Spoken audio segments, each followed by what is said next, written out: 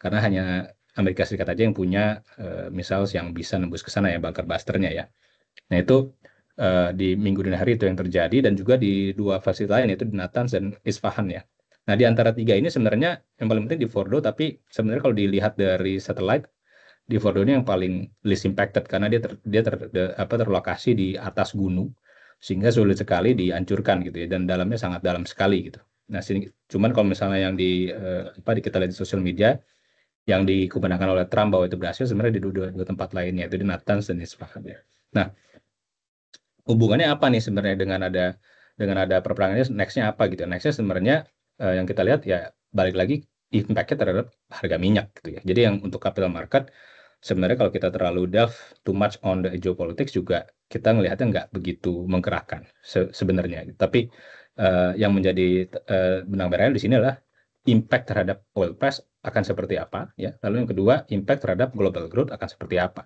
Ya, jadi tentunya kalau oil price itu akan naik dengan alasan apapun, itu akan berdampak buruk gitu ya dengan terhadap global growth dan juga terhadap negara-negara yang emerging market, khususnya yang net oil importer ya.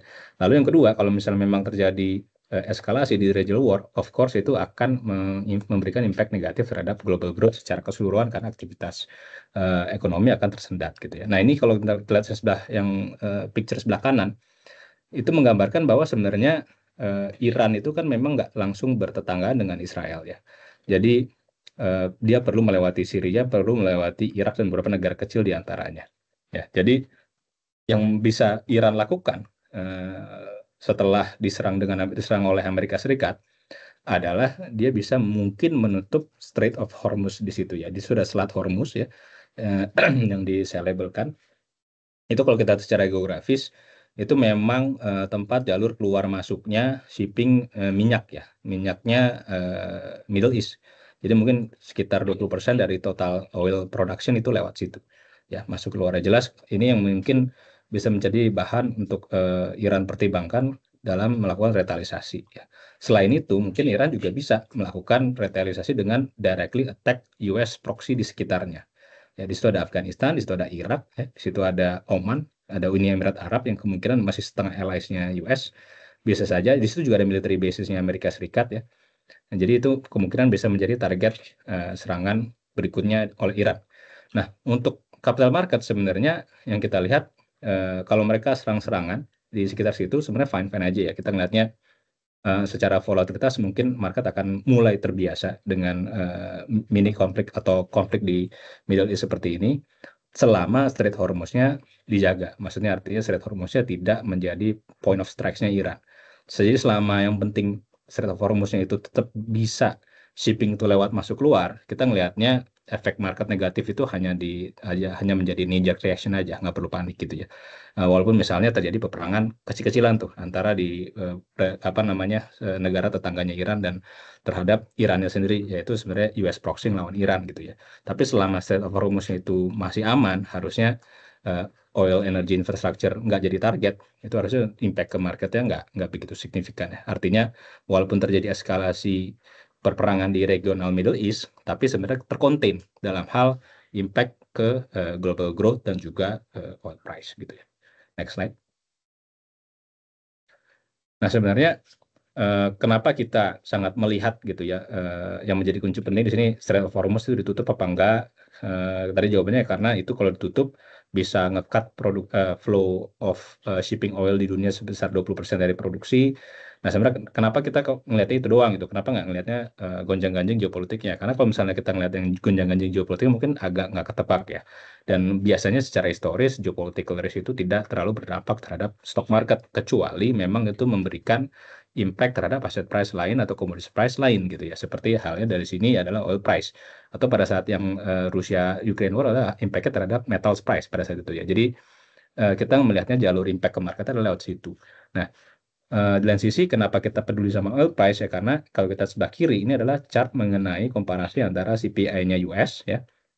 CPI-nya US yang warna hitam, lalu yang orange itu harga minyak ya, WTI crude. Nah ini kalau kita lihat secara kasat mata nih, ini adalah sampel hampir 10 tahun lebih dikit, itu dia berkorelasi positif ya Bapak Ibu. Jadi kalau misalnya harga minyak yang mulai naik, biasanya CPI-nya US, inflasi US mulai naik dan sebaliknya.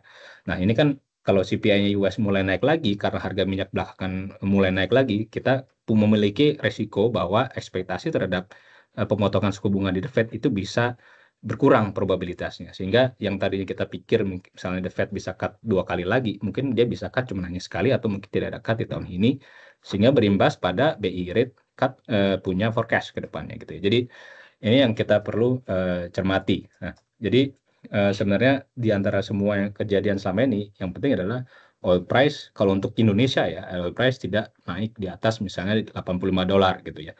Kenapa? Karena kalau misalnya naik di atas $85 per barel dan stay di situ selama sampai akhir tahun, itu mempunyai dua impact. Satu, impact yang kita lihat di sini, US CPI bisa naik sehingga the Fed rate nggak bisa cut tahun ini ya, impact which is ke rupiah ya ujung-ujungnya.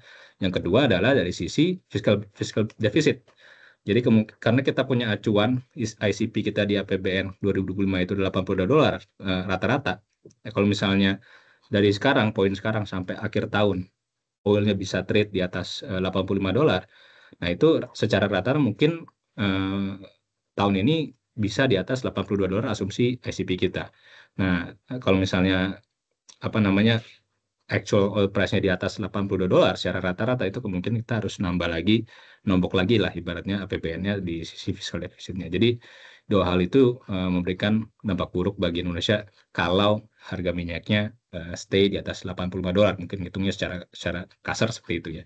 Tapi kalau oil price-nya stay hanya di range sekarang 72 sampai 78, harusnya efeknya terkonten untuk Indonesia ya. Jadi baik dari sisi trade balance atau dari sisi fiscal balance itu harusnya aman. Dan juga dari sisi potensi the Fed, apakah dia tetap bisa cut rate, harusnya masih aman kalau harga minyaknya masih di level-level sekarang ini gitu ya. Nah mungkin kalau kita lihat sebelah kanan, yang chart sebelah kanan, di lain sisi ada makro backdrop yang sebenarnya sebelum perang ini terjadi yang menjadi background dari penggerak global ke depannya. Mungkin sebelum ini kan ada trade war, terus lalu ada cerita mengenai sell Amerika gitu ya. Sell Amerika artinya investors capitalnya outflow dari Amerika, baik dari sisi dolarnya ataupun dari treasury dan juga equity mulai masuk ke emerging market dan European asset gitu ya.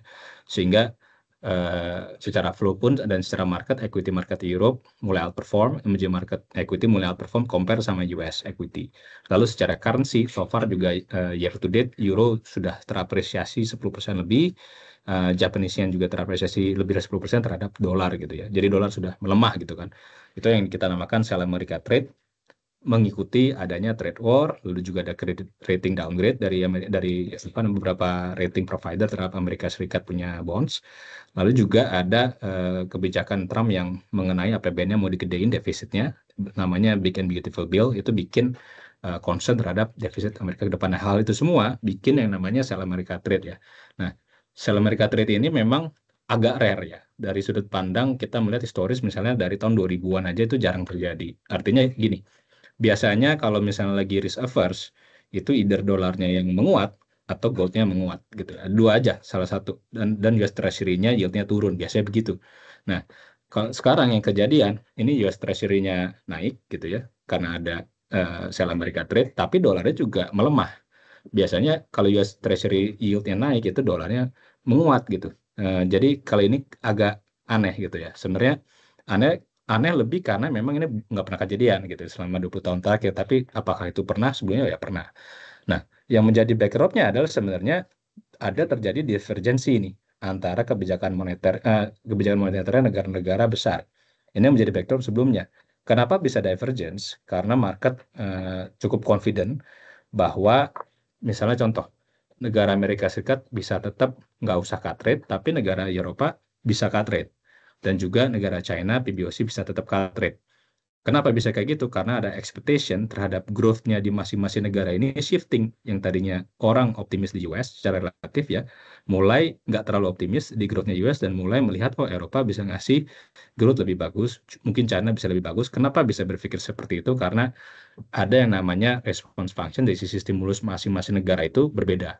Terlihat bahwa Eropa bisa stimulus lebih kencang fiskalnya, China juga sama, dan at the same time dolar ini sudah melemah ya, jadi Eropa memiliki room untuk melakukan cut rate juga dari sisi moneter. Begitu juga dari sisi yuannya sudah mulai stabil, belum agak menguat sedikit versus dolar gitu ya in the past 3 months, sehingga PBOC juga bisa cut rate. Sehingga kalau kita lihat yang sebelah atas, ini adalah perbandingan suku bunganya bank sentral masing-masing, yaitu ada the Fed yang warna orange, lalu yang warna biru itu adalah Bank of Japan punya policy rate, yang warna ungu itu adalah PBOC punya rate, yang warna hitam European Central Bank punya policy rate. Jadi divergensi terjadi di mana Amerika Serikat mungkin udah turun, yang orange lalu flat dan can stay flat sampai akhir tahun gitu ya. Sedangkan euro yang warna hitam tuh bisa turun terus. Ya, yang itu euro yang warna hitam bisa turun terus, PBOC rate yang warna ungu bisa turun terus ya. Itu yang menjadi divergensi tema ke depannya, yang dimana harusnya menguntungkan aset selain US dollar ya, karena ada growth expectation yang lebih bagus di luar Amerika Serikat gitu ya.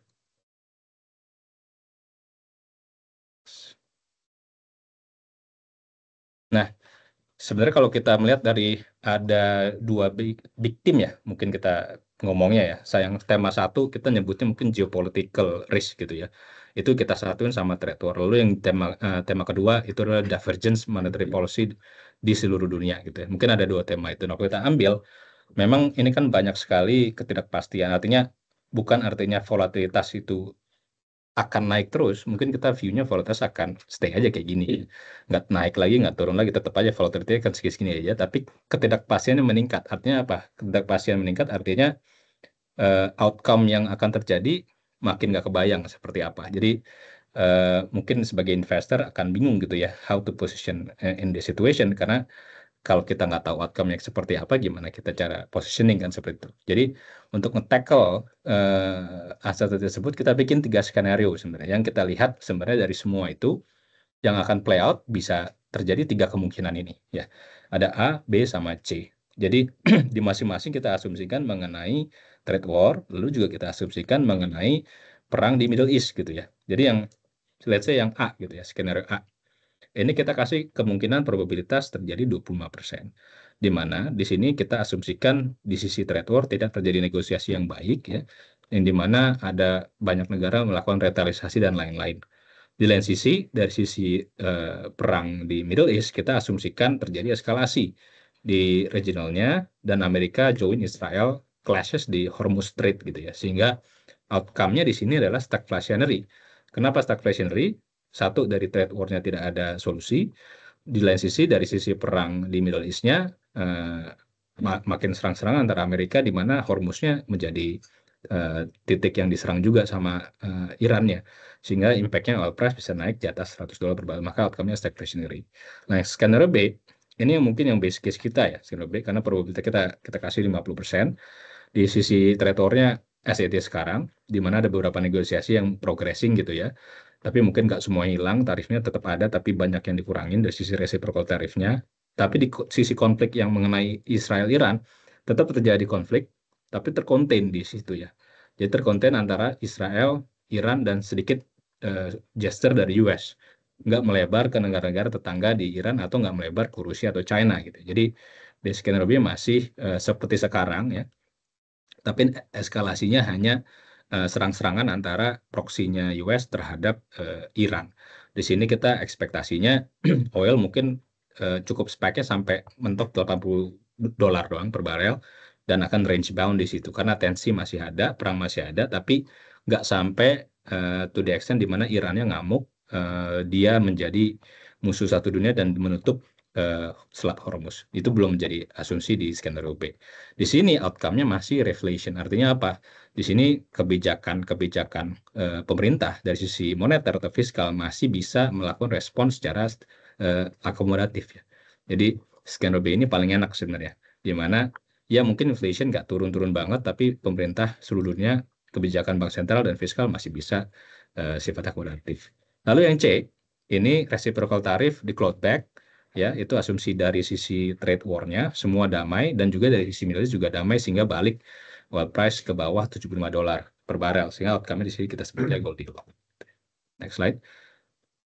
Nah, dari semua skenario ini ada masing-masing strateginya ya, dimana kalau skenario yang terjadi, itu kita overweight-nya, kita sukanya kita di komoditi, kita masih pegang di consumer sama healthcare sebagai defensif. Nah, kita underweight di cyclical atau di banks ya. Kenapa? Kalau skenario terjadi ya pasti bank sentral akan semakin dilematis, nggak bisa cut rate. Yang jadi kena hammer duluan pasti cyclical dan interest rate sensitif dulu ya. Dan sisi cash level mungkin agak tinggi di sini sekitar 10%. Lalu skenario B itu adalah yang as it is yang kita sekarang positioning sebenarnya secara basis. Nah, itu overweight masih di komoditi sebagai hedging ya. Kalau misalnya karena tension masih akan tetap ada dari sisi perang di Middle East-nya, tapi kita mungkin dari sisi banks nggak underweight banget lah, paling neutral, tactical gitu ya. Sehingga cash level di sini mungkin bisa di 5% saja. Di skenario C ini sebenarnya paling bullish ya. Kalau misalnya memang outcome-nya adalah Goldilocks. Ya, kalau Goldilocks mungkin exposure kita di komoditi nggak harus tinggi-tinggi banget, tapi tetap perlu ada ya, karena ada structural team di situ, yaitu di precious metals, di gold, beneficiary dari sell America trade, sisanya kita overweight di consumer sama di yield sensitif gitu. Ini next slide. Nah, tapi sebenarnya kalau kita berpaku pada skenario itu kan kita sebenarnya kan harus milih gitu ya. Kita posisinya yang mana. Nah, tapi sebenarnya kan itu agak susah, agak sulit ya di situasi sekarang yang sangat fluid, di mana keadaan bisa bergerak dari skenario B cepat sekali ke A atau bisa balik lagi ke C gitu ya. Sehingga dalam sisi portfolio construction kita sebenarnya mengadopsi tiga-tiganya ya. Tapi hanya saja masing-masing kita punya exposure, kita probability based weighted kan gitu ya. Artinya jadi gini, misalnya untuk yang mengantisipasi outcome dari stagflation, cara kita bermainnya adalah meningkatkan liquidity profile fund kita supaya kita tetap agile. Ya, karena kalau misalnya terjadi stagflasi pasti yang perform hanya komoditas, karena komoditas hanya sedikit di indeks kita, mungkin exposure kita di tempat lain akan tetap turun, sehingga supaya kita tetap bisa nggak turun-turun banget, kita harus agile, liquidity profile kita tingkatkan, artinya kita bisa raise cash dengan mudah tanpa harus kena market impact ya. Nah, kalau yang skenario B tadi kita kan outcome-nya deflation ya. Nah, di deflation ini kita punya exposure, mainnya itu dengan cara punya exposure di beberapa commodities, proxy juga, precious metals juga, sama juga beberapa cyclicals kita juga punya. Di sini ada beberapa tactical positioning di SOE banks atau yang high yield sensitive banks lah.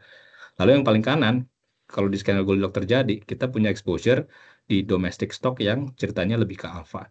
Karena biasa kalau Goldilocks terjadi, itu yang big caps-nya dia akan gitu-gitu aja, tapi yang perform itu biasanya mid cap dan story-nya yang lebih ke arah momentum gitu. Jadi ibaratnya kalau terjadi Goldilocks, kita bisa take risk lebih tinggi gitu ya, in terms of stock picking-nya. Sehingga secara portfolio construction, sebenarnya kita mengkonstruk portfolio ini dengan lebih lebih liquid lah isinya. Jadi portfolio harus kita jaga liquidnya harus lebih tinggi ya.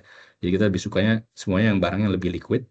Tapi untuk stock pickingnya kita barbell approach nih, antara yang sifatnya growth, domestic growth oriented, dengan kita hedgingkan dengan yang ada sifatnya dia benefit dari kenaikan harga komoditas. Oke, mungkin dari kami itu dulu, Bapak Ibu, kalau ada pertanyaan. Baik. Kita karena terbatasnya waktu, Bapak dan Ibu, mungkin saya buka 2 pertanyaan dari floor. Silahkan dari Bapak dan Ibu boleh langsung raise hand dan mengaktifkan kamera atau mikrofonnya serta menyebutkan institusi Bapak dan Ibu. Boleh juga melalui kolom chat Bapak dan Ibu atau melalui VIC Mandiri Investasi juga kami persilahkan. Oke, mungkin sambil menunggu pertanyaan dari floor ya, Pak Yoga. Ini ada satu investor yang bertanya, kondisinya saat ini mungkin equity tidak terlalu banyak, tapi sekitar 40 mendekati 50% sebetulnya dari awal strategi. Nah, posisinya saat ini mereka sedang mengalami penurunan. Apa skenario apa yang seharusnya atau paling baik dilakukan menjelang atau saat ini sampai akhir tahun 2025, Pak? Mungkin boleh dibantu. Ini mungkin berarti equity level lagi di 40%.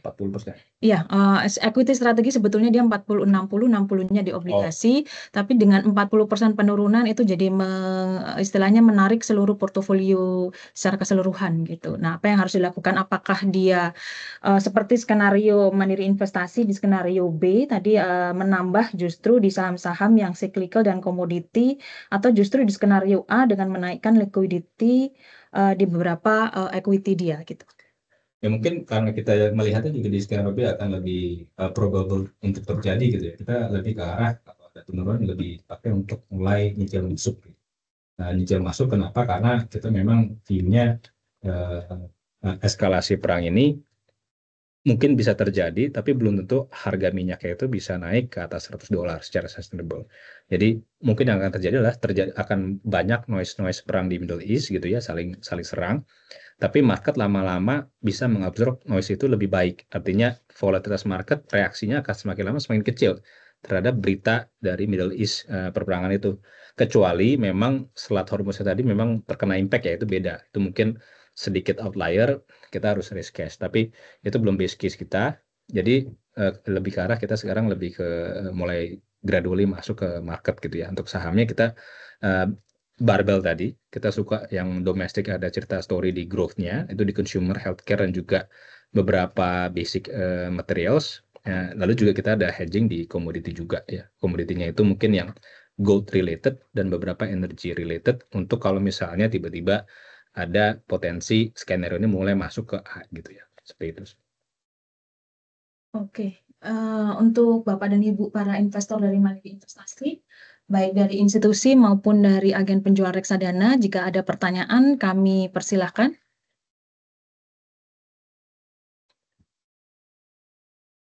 Oke, dengan kondisi yang terakhir Pak Yoga, kira-kira outlook untuk equity IHSG, kira-kira dari Mandiri Investasi apakah ada perubahan atau koreksi atau masih optimis di level yang saat ini istilahnya dari awal tahun Mandiri Investasi sampaikan kepada para investor?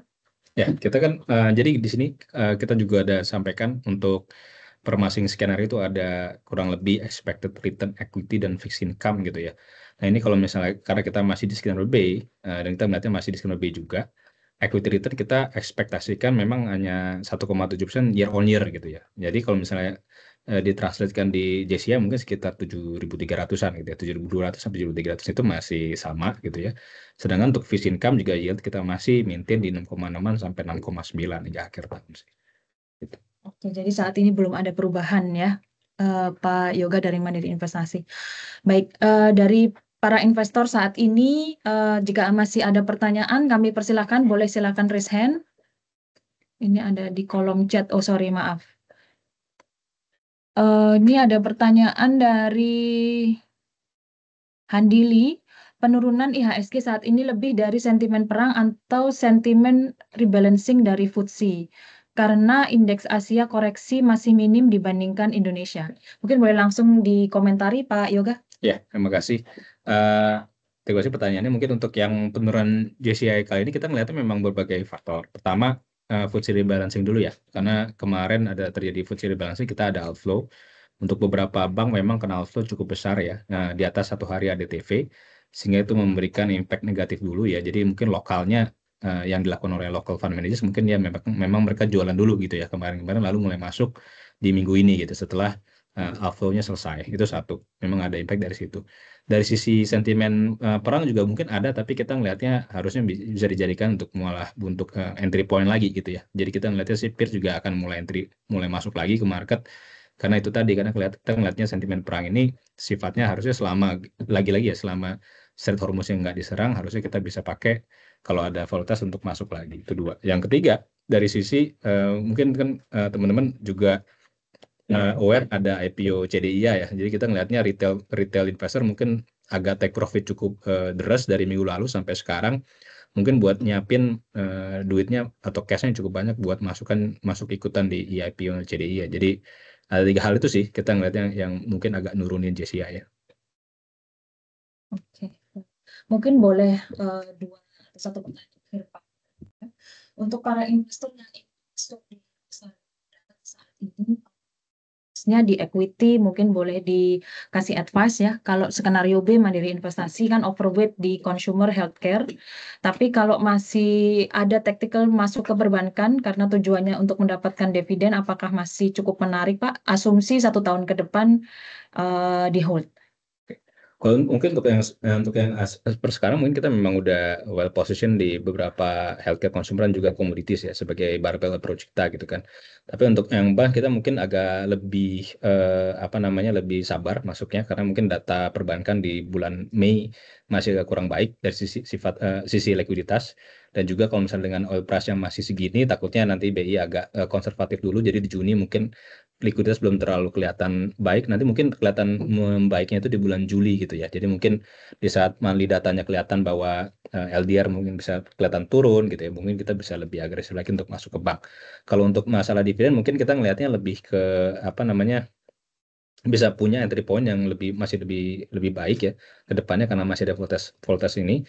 Jadi kita rasanya mungkin iya kita stance-nya mau masuk ke bank tapi agresifnya agak sedikit ya untuk memasuknya. Lebih kita kalau mau masuk lebih ke yang sektor yang lain dulu ya. Karena memang spesifik ke banks secara monthly data kita masih tunggu ada perbaikan dulu di sisi likuiditasnya.